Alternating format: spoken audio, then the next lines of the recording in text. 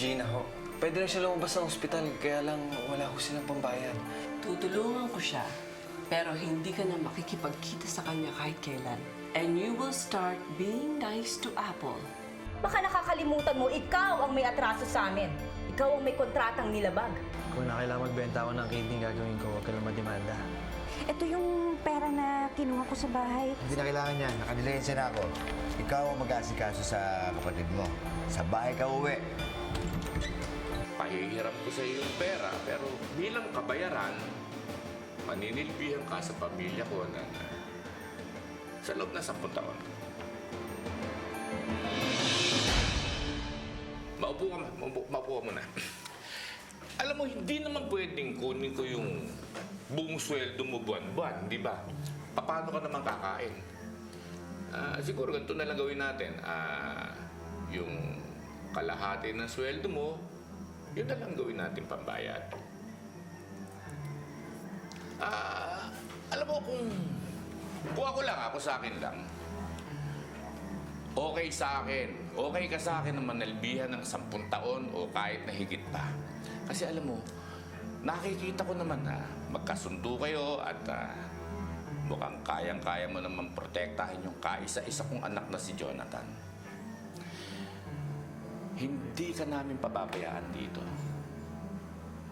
Ito nga si Falcon eh. Pagkatagal-tagal na dito, walang reklamo. Maraming salamat ho, Mayor. Napakabuti niyo talaga sa akin. Huwag mo kayo mag-alala. Hindi ko pababayaan ang anak ninyo. Malu. Ibigay mo sa kanya yung kontrata. Ayan, pirmahan mo yan.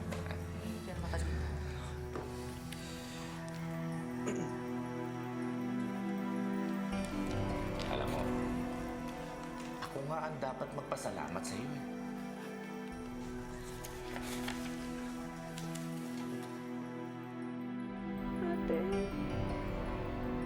Ate. Gina. Gina, bakit? Bakit? Ate, hindi pa rin po makagalaw. Gina, huwag ka mag-alala. Ginagamot ka na ng mga doktor. Ate, ayoko mag-ilong po. Ayoko mawala ng silbi. Gina, hindi. Buti na lang mamatay ako kung hindi ako gagaling. Ayoko po to. Gina, hindi gagawa tayo ng paraan. Gagawin natin ang lahat. Hindi ka mananatiling ganito. Pangako yan. Pangako yan.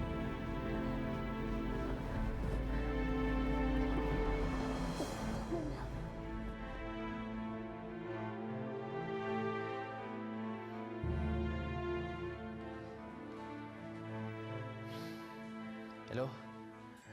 Hello, Rachel. May magandang balita ako sa'yo. Nakadiskarte na ako ng pambayad sa producer ng pelikula. Hindi ka na madedemanda at mababayaran natin yun ng buo. Hello? Rachel, narinig mo ba ako? Tapos na yung problema natin. Pagkagaling ni Gina, maasikaso ko na ulit yung kasal natin. Hindi ko na alam, Levi. Lumala ang sakit ni Gina. Hindi na siya makakilos mag-isa. Hindi ko na alam gagawin ko. Bakit ba nangyari sa akin to ngayon? Natatakot ako baka mamaya hindi na siya gumaling. Levi, hindi ko talaga mapapatawad ang sarili ko.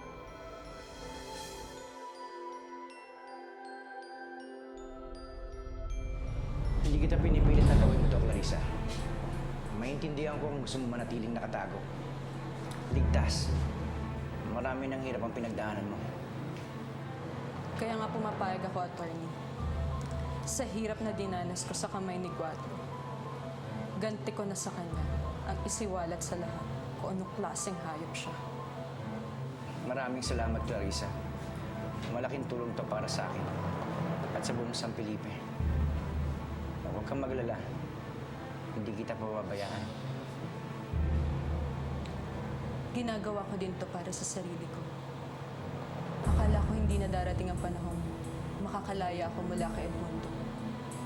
Ngayon, palalayain ko naman ang sarili ko mula sa takot.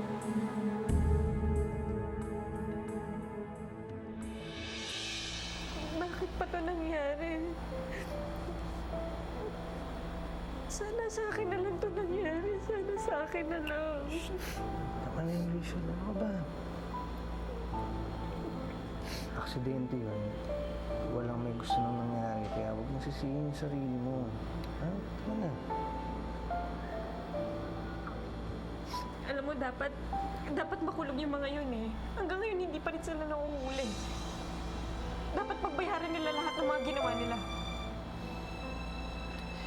Eh ano kaya kung ilapit natin kay Mayor yung kaso ni Gina? Sigurado mapapabilis yung investigasyon, kikilos yung mga pulis kasi takot sila kay Mayor eh. Ayoko. Hindi tayo lalapit dyan sa Mayor Guatlo na yan. Bakit ka magalit kay Mayor?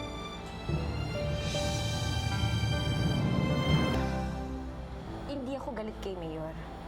Ayoko lang ng utang na loob. Hindi naman natin kilala yung mga yun eh. Mabait na tao yun. Empleyado nila ako doon eh. Tutulungan nila tayo. Hayaan na lang natin yung mga polis gumawa ng paraan. Pero, Rachel, Hindi. Kahit anong mangyari, hindi tayo hihingi ng tulong sa mga yun. Levi, mangako ka sa akin. Mangako ka sa akin na hindi ka hihingi ng tulong, lalong-lalo na kung hindi mo sasabihin sa akin.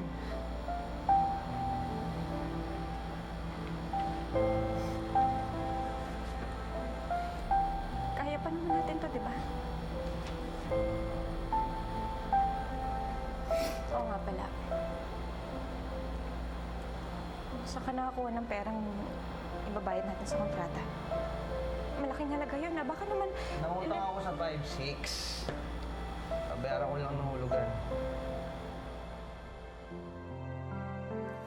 Para pag nakalabas siya ng... Ito. Rachel, nag-aalala ko sa kapatid mo eh. Parang nakikita ko may pagbabago sa kanya habang tumatagal siya sa ospital. Ay, ngayon lang yan. Pero pag magaling na si Gina, magiging okay na rin. Huwag tayo mawala ng pag-asa. Pero anak, saan naman tayo kukuha ng pambayad sa ospital? Sa pambayad sa gamot niya? Eh, sana nga makadilihan siya tatay mo. Eh, buti nga yung dati nagawa niya ng paraan eh. Huwag kayo mag-alala, Nay. Mabait naman po yung amo ko eh. Babali ako. Maintindihan naman niya yun.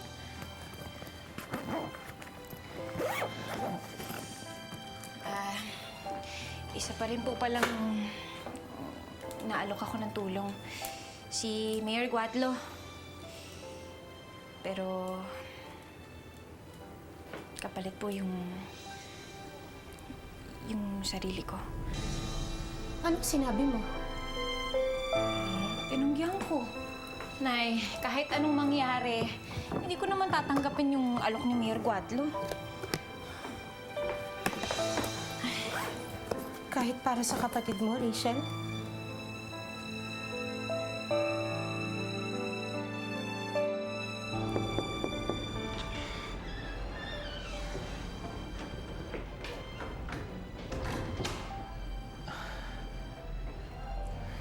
Ano ginagawa mo dito? Dinadalaw ka. Gusto kitang makita eh. Kamusta ka na ba? Umuwi ka na, Jonathan. Kakarating ko lang sasamahan na lang muna kita. Hindi ka ba nakakaintindi, Jonathan? Nasabi ko umalis ka na. Hindi na ako katulad ng dati. Gina, Kalimutan na natin kung ano man ang meron tayo. Ayoko maging pabigat. Lalo na sa'yo. huwag naman sanang ganito. Nag-uumpisa pa lang tayo Tapos mo na kagad. Gina, hindi ka magiging pabigat sa akin. Mabuti na siguro hindi natin nasimulan ng relasyon na to. Hindi na magbabago ang desisyon ko, Jonathan.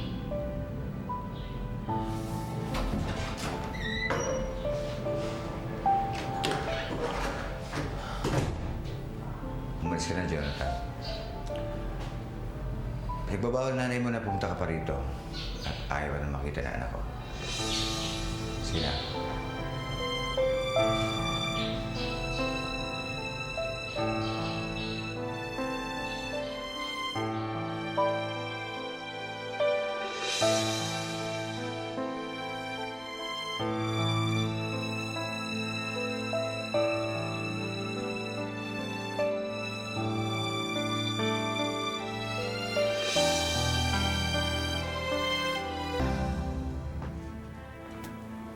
Nay, ibig niyo man sabihin, payag kayo na ipagbili ko ang sarili ko.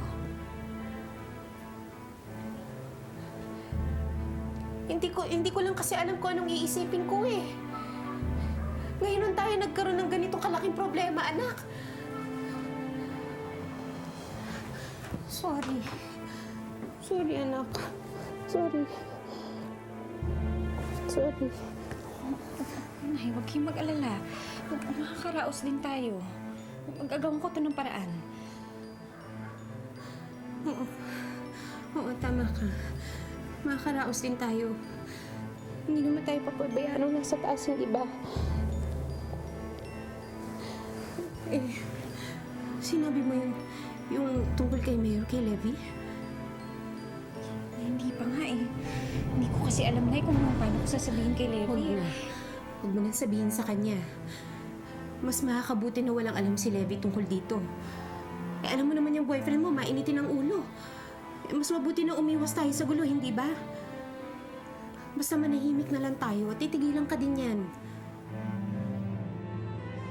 Meron naman kami permit sa meeting di avance. Kailangan lang namin ng extra police assistance. Titignan naman natin, attorney, kung ilan ang pwede namin ilagay dyan. Di ba pwedeng bilis-bilisan ninyo yung investigasyon? Malala na ngayon nabundol. Hanggang ngayon wala pa rin balita. Dahan-dahan ka ng pananalita, Brad. Prosinto to. Ginagawa namin ang lahat, kaya lang konti pa lang ang nakuha namin detalye, kaya nahihirapan din kami. May problema kaya ata, Levy? Kailangan mo ba tulong ko? Attorney, kayo po pala. Ano ba ang problema dito? Nabundol ho yung kapatid ng girlfriend niya. Hit and run. Eh kaso, di namin nakuha yung buong plaka. Dead end ho kami sa investigasyon. Dead end. Ilang araw pa lang bago matapos yung aksidente. Dapat hindi kayo tumitigil eh. Levy, matutulungan kita sa investigasyon kung gusto mo. Kung may makakatulong sa akin, si Mayor Guatlio dahil amo ko siya.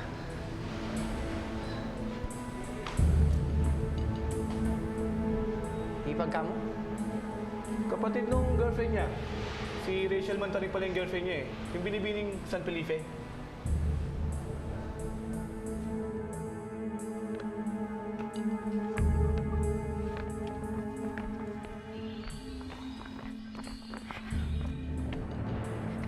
Tuloy mo kayo.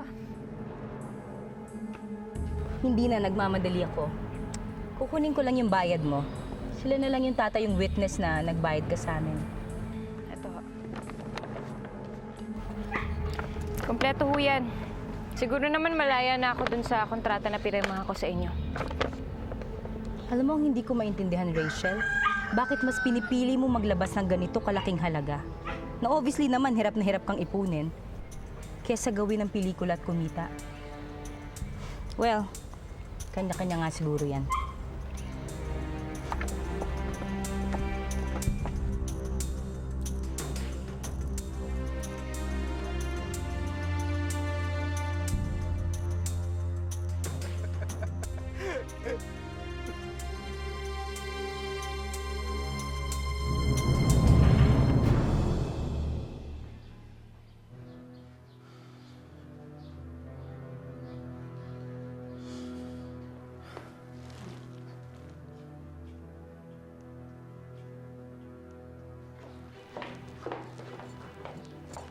Uy, sabi ng Milo, hindi ka daw kumakain. Di ba bawal sa'yo yun? Teka. Pumapasok ka sa kwarto ko. Babae mong tao, pasok ka ng pasok sa kwarto ng lalaki. Ha? Galit ka ba sa akin, Jonathan?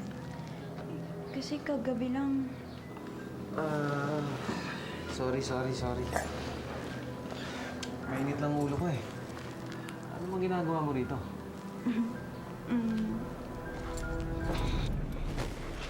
Ipapakita ko sana sa'yo yan. Natanda mo yan? Yung grade 1 tayo. Ayan, yan yung makinakain natin chocolate dati. Di ba? Ito, natatandaan mo to. Ito yung binigay mo sa akin, tapos nilagay mo dito sa tenga ko. Lahat to, natago mo pa? Oo naman. Kasi alam ko, ipapakita ko sa'yo yan one day. Alam mo, may ingat ako sa mga bagay na mahalaga sa akin. Lalo na sa mga taong mahal ko, Jonathan.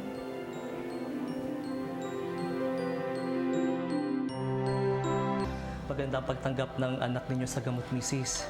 Unti-unti na nawawala ang pamamaga sa kanyang spinal cord. Pagpapatuloy natin ang gamutan, kailangan siyang i-therapy para maibalik natin ang paggamit ng kamay at paa niya.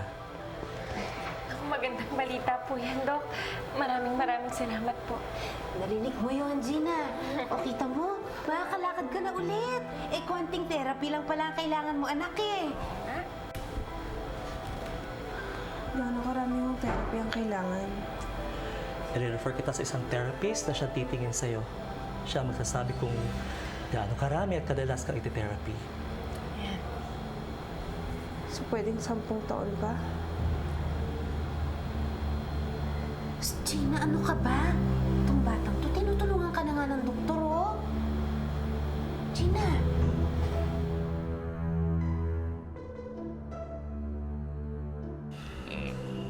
Papamiting di avance na pala to si Ricardo. Mukhang nahuhuli yung kampo natin sa pag-aayos ng mga ganito. Kita mo, may paanunsyo pa sa dyaryo. Pero kailangan malaman natin kung ano itong pasabog na sinasabi rito eh. Baka mamaya, maisahan ako ng kapatid ko. Magpapadala ba tayo ng tao doon para magmanman, Mayor? Mayor, excuse me po. O, nasan yung alaga mo? Kasama ho si Apple. Ayaw ho kasi sa akin nun, kaya dun sa driver niya nagpamaneho. Hayaan mo na. Kilala ko naman yung driver na yun eh. May kailangan ka ba? Mayor, baka pwede yung makarakit ng extra sa trabaho ninyo. Kasi ho, si Rachel ho kailangan ho ng pera, yung kapatid niyo nasa ospital eh. Napakaswerte mong kasintahan mo. Parati na lang ikaw ang gumagawa ng paraan para sa kanya. Mahal na mahal ko kasi talaga, Mayor, kaya ayokong nahihirapan siya. Pareho pala tayo. Ganon din ako sa mamo eh. Ayoko rin nahihirapan siya. O sige, ikaw na sumama sa amin sa kampanya mamaya at may gagawing iba to si Falcon eh. Mayor! Okay na yon. Salamat ulit, Mayor. O sige, hintayin mo na lang ako sa labas. Mayor, bakit Okay na nga yun. May iba kang gagawin.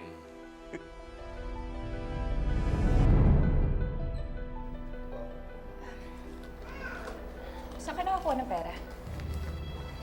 Nangutang ka na naman. Nagtatrabaho ko para dito, Rachel. Wala naman siguro masama para doon, di ba? Anong trabaho? Di ba nagtatrabaho ka kay Jonathan? Kailangan mo siyang bantayan, di ba? Paano ka makakakuha ng ibang trabaho? Ang dami mong tanong. Ang mahalaga, may pera na tayo para maipagamot yung kapatid mo. Huwag mo kalimutan ang pangako mo sa akin, Debbie. Kaya nga. Wala ka pa talagang tiwala sa akin, ha? Gusto ko lang makasiguro na natutupad ka sa usapan natin. Hirap sa'yo. Tinutulungan ka naman, kinakustyun mo pa ako. Kung talagang wala kang tiwala sa akin, kalimutan na natin yung relasyon na to. Ayan.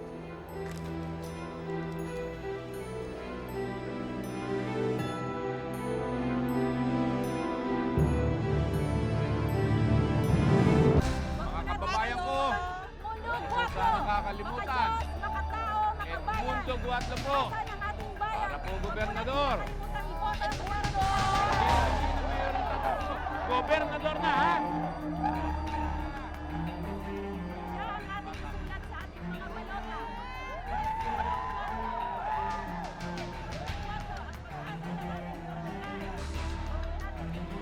Para gobernador, Edmundo, ha? Edmundo, huwag makakalimutan ni Edmundo.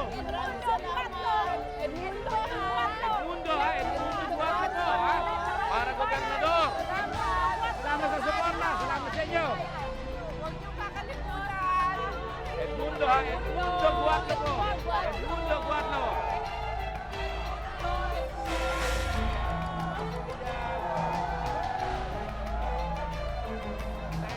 Edmundo!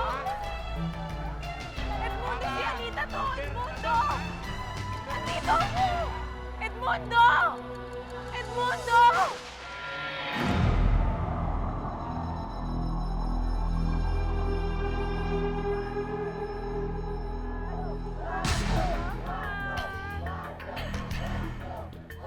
Edmundo! Edmundo!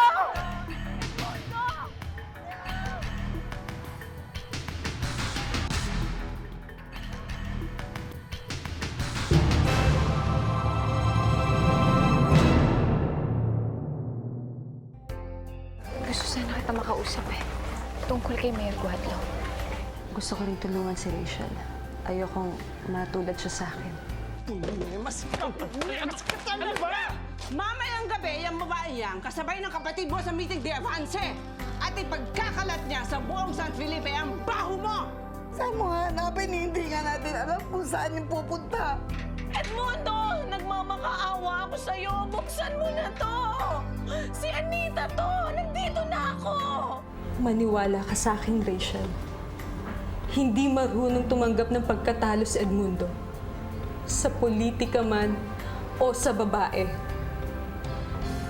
Hindi pa siya tapos sa'yo.